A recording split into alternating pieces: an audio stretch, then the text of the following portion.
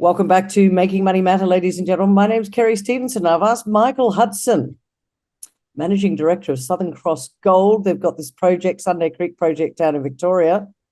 That is the gift that keeps on giving. Now, they've literally just put an announcement out. So I've grabbed Michael. He's pretty busy. Welcome to Making Money Matter, Michael. What a result. And I just want to give a quote from you before we get into this. You have said in the release today, this is the best hole drilled at Sunday Creek with almost three times contained gold as your previous best hole. It's also, and I quote you, one of the top drill holes drilled globally by any ASX listed gold company. Big words, big announcement. Are you excited? Absolutely, Kerry. There's a few times in your career that you drill such drill holes, and this project, Sunday Creek, has already delivered such great results. Right, they're literally globally leading hit rates on many measures. But this is almost, like you said, three times the previous best hole, which was hole 50. This is over 2,000 gram meters. It's over a 400-meter zone. There's, I've got to look down here because the numbers are just so fresh in my mind. Also, I think there's 7 hits above 100 grams.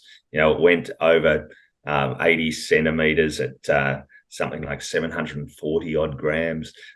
So we've hit multiple 13 high grades. It is the Don Bradman of drill holes, without a doubt, and it is now, if anyone's to do their benchmarking of this versus other hits this year released by ASX gold companies, it's in the top few. Yeah. Michael, I also just want to point out to everybody that if they'd like to have a look at your presentation at the Australian Gold Conference, that's also published on Making Money Matter, so they can go and watch your presentation last week.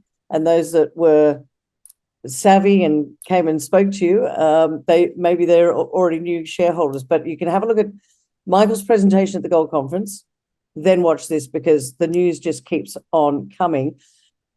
But skeptics might turn around, Michael, and say, well, this is a twin hole to hole 50. How would you address that? Yeah, no, well, it was a hole that was drilled 25 to 60 meters away from hole 50, so it's not a twin, and it looks like it when you perhaps look at the scale of a kilometre where we're drilling. The holes are quite close together, but it's a really important hole because it's the first time we've started drilling parallel holes, essentially, to the rails of the ladder, remembering the rungs of the high grades. And 50 did that last year, but now we've been able to narrow down in space where the rails of the ladder are, which is the host rock, and now we're able to drill holes in that orientation, the same as 50. This shows that when you start drilling systems that are good, generally when you start targeting around higher grade zones, and that's what we're doing, you find more grade. That's just a rule of thumb in the exploration world. And this is 3 times better than 50. It's a step out. It's the first time we've stepped out from hole 50 and drilled in this orientation. You can see that in the figures. And it shows continuity of structure, especially when it's in the same geological domain at the top of the hole. You can basically show how the structures across between the two holes, and we put some very detailed diagrams in the press release this morning that people can study.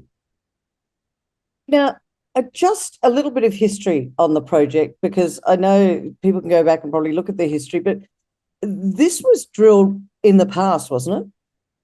Or am I wrong? It had a few holes. It was essentially, it was tested even before I was born, so that's some time ago, by a handful of holes in 67. Then a guy held it, excuse me, privately for 15 years. He put about 30 holes in, but very shallow holes. He drilled nearly a kilometre of drilling with those holes, so they were relatively shallow, looking for oxide material. Then it went into BDAL, which was a spin out of Oxiana in at the start of the last boom, if that's around 2007 and 8.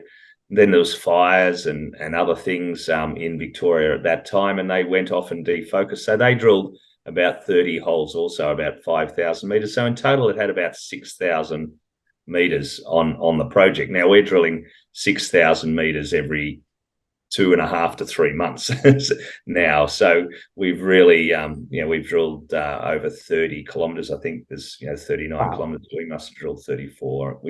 We're drilling 26 in the next 6 months to April, right? So we're really now doing something that's never been done before in this project. I hope the guy that owned it privately is a shareholder of Southern Cross Gold. He'll be kicking himself. He was, and it's it's a great story, but a little sad in many ways, because he saw what we were doing over the last year or two, and no doubt validated his belief in this system and this project. But he actually passed away in December. So, but he was wonderfully supportive and helpful, and we had him out at site, he must be up there smiling on us. Oh, that's sad, but I'm sure he's pretty happy with how you're using the drill bit. Now, Michael, it's an epizonal gold system. What does that mean? That's a geological word that I know, but I've got people out there that are going to be going, huh? What? Yeah, so geology is a pretty simple thing, and everybody sort of understands how the world works. Even the biggest concepts in geology, plate tectonics and how mountain building and volcanoes, everyone knows, but we've got these fancy words that separate ourselves when everyone goes, I don't get that. And epizonal is one of those things. So gold, we like putting formation of mineral deposits in boxes. So we say, well, that looks like that there, and it looks like that there. It's the same processes that are forming those gold deposits, and they could be, from one side of the world to the other. And epizonal systems are one of those boxes. It's a subclass of what we call orogenic gold, which is an orogeny is mountain building. So when the earth is pushing up and there's lots of forces, there's lots of fluid going through the rocks, and they tend to form that mineralization, be it gold or whatever. And most orogenic gold forms, at greater depths in the crust, sort of 5 kilometers to 7 kilometers down, and it's got certain features. Epizonal deposits are a little higher up they form. So they form with open space. They have a different chemistry because they're forming, within about 3 kilometers of the crust. And that's really important to understand, because whether it's Newfound Gold's discovery in Newfoundland, or it's Fosterville or Costerfield here, or Sunday Creek, they're going to share similar characteristics, and that's what this project has, and has even more now. So the key point about epizonal deposits is they can form extremely rich, and I think I referred to it in my quote in the press release, jewelry boxes. So you get down beneath a certain level from, at least here in Victoria, about 700 or 800 meters, and we see it happen at Costerfield and Fosterville, and we see it happen at Sunday Creek, where the antimony part of the system, which is the potential byproduct of these systems, drops off, and you start forming these very high-grade gold zones, and that made Fosterville, of course, the highest grade gold mine on Earth for 4 years, from 2017, 18 to 22. And we've always said that our project is very, very similar in style. We had hundreds of grams over meters, but we hadn't seen the thousands of grams. And now this sets up the vision, I suppose, or at least the fact that this system, Sunday Creek, has the propensity to develop these very high grades also. We hit 0.8 at 1,740 grams. So that's amongst many other high grades through this drill hole. So it wasn't a one-off, and it's not a smear across the whole hole, etc. But it was the highest grade part. In fact, if you take that very high grade part out, which is 6.9 meters at 205, I think it came out at, you're still left with 850 gram meters, which is exactly the same as hole 50. So it's hole 50 plus that jewelry box. It's quite a spectacular result. It is a spectacular, and you mentioned Fosterville and Costerfield a couple of times there. I remember back in the day, Fosterville was tricky to start with. They a few people tried and failed, and then they hit the zone. Sounds to me, or seems to me, that you're understanding it quicker than they did. And is that because you've been studying Fosterville and how that formed, and that's helped you with where to drill and how to drill? I think we've been standing on the shoulders of giants, and the geological understanding was understood around these epizonal systems 20, 25 years ago. You could read it in the literature, but the commercial opportunity was really only demonstrated since 2017 and 18. So we did absolutely come in, as did many people have bought hundreds of millions of dollars of exploration trying to find the next Fosterville. So absolutely, we had the learnings, and we're drilling deeper than anybody else. Seriously deeper. We've drilled this system to 1 kilometre depth almost from surface. So it starts at surface down to 1 kilometre. But we drilled so deep to try and find that transition in that epizonal system, and where we could find the very high grades, and we shouldn't forget that this system has developed some seriously good results over the last year or so. The hit rate's been very good, but this takes it to a new level, and it's the learnings and what Fosterville and Costerfield have done that we've taken and been able to I suppose take advantage of how the learnings came out of those mines. All right, so Michael, what's the strategy for those people, shareholders or people that are looking in and sitting up and taking a bit of notice? What's the strategy going to be from here? Are you going to be drilling for the next 10 years? I mean, I guess I'm looking for our audience of the shareholder value going forward. What's the strategy? Let's find more gold, basically, and we're doing that in spades. But we put out actually a strategy PR a week or so ago, which said clearly we're targeting grade, and that's what we're doing now. So we know the higher grade parts of our system without a doubt, and it's the main core areas over about 1.2 kilometres. It's only been about a third drilled, but we can't ignore the very high grades that we're seeing at Rising Sun, which is where this hole came from that we're talking about, and Apollo. So that's why we narrow down the side rails of the ladder in these areas over the last 6 months, and we're going to focus on drilling out. So that doesn't mean drilling infill. That means extending those higher grades and infilling where there's big gaps, because we've had hundreds of meters between drill holes to date.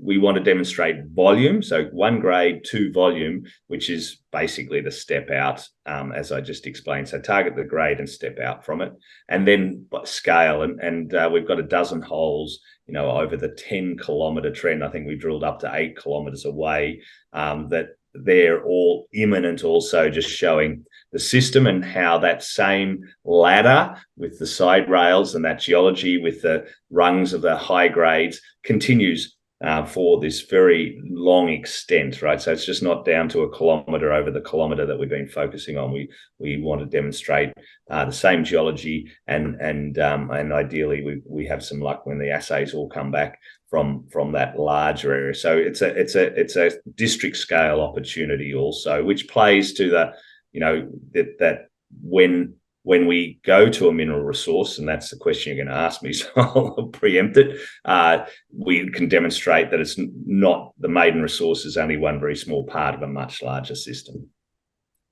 Well, what's next in terms of results? Because this is a great result out today. Are you going to have a lot of news flow going for you? A lot of it sounds like there's a lot of aggressive drilling going on, this step out drilling, creating the system, making the system bigger. And I'll come on to Fosterville in a minute, but I really want to know that sort of news flow. What's next in terms of results, if you can share that? No, we're very forward looking in where we say we're drilling. So every press release mentions the amount of meters we've drilled that we've got in the assay or lab or we're logging.